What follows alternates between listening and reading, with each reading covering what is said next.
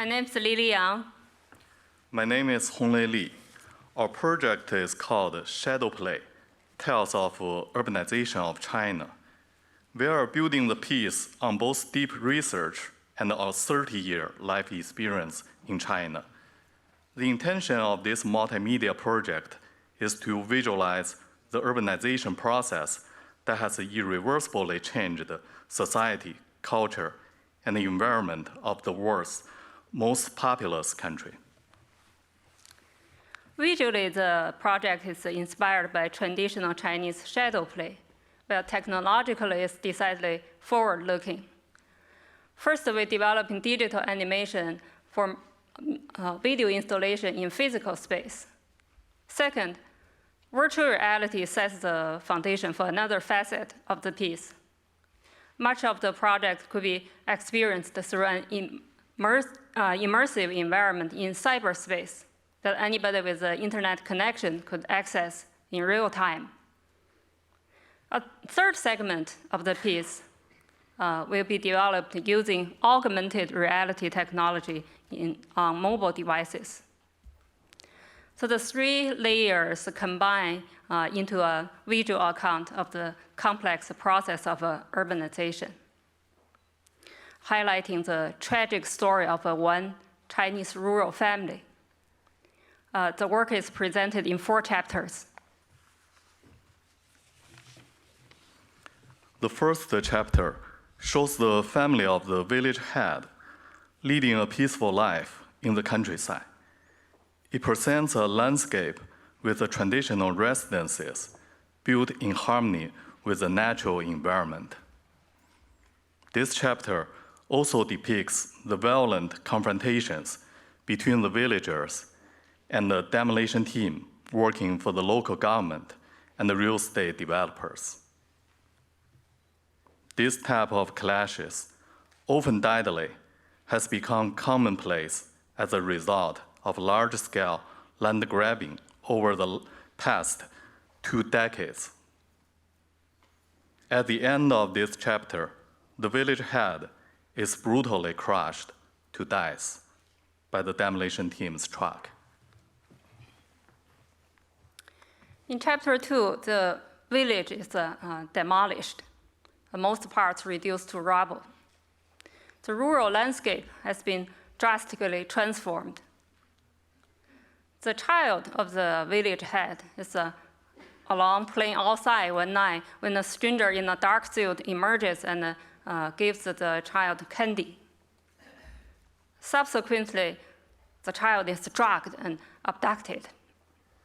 So this chapter addresses the social problem of child abduction.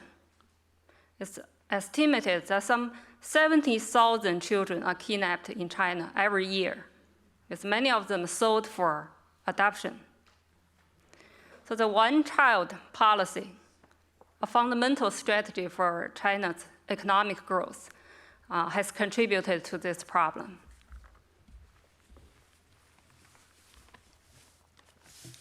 In chapter 3, the mother begins her journey looking for the missing child.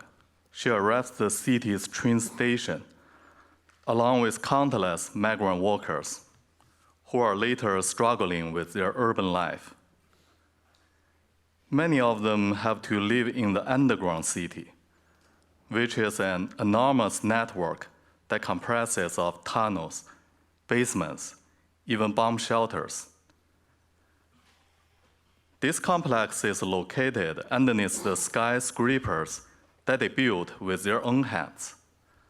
The imagery of the falling workers is a metaphor for their fate. This specifically reflects on the worker suicide cases at Foxconn factory, the electronics manufacturer behind the popular products like iPad and iPhone. In the last chapter, the mother continues to travel across the country in search of her child. Through her journey, she observes the environmental degradation. Water and soil are severely polluted by industrial waste. Both urban and rural areas are shrouded in smog. All of such is caused by the mindless exploitation of the environment for the sake of fast economic growth. Meanwhile, the cultural heritage verges on extinction. Countless historic sites have been submerged underwater as a result of gigantic engineering projects. The social environment remains as repressive as ever. The whole system can be compared to a maze without an exit, with people trapped within. One day, the mother finds herself facing a heartbreaking sad. 5 homeless boys are found dead in a garbage container. They died from carbon monoxide poisoning after attempting to warm themselves by burning charcoal inside. In fact, the 5 kids are among the 60 million Chinese children who are left behind in the countryside when their parents set off as migrant workers. We are now showing some clips of our previous work.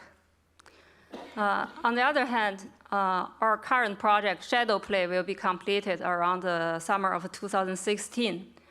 We're searching for some opportunities, particularly exhibition venues, such as art museum, gallery, or art festivals. Also, we hope to develop collaboration with our fellow artists. So this is our project. Thank you very much.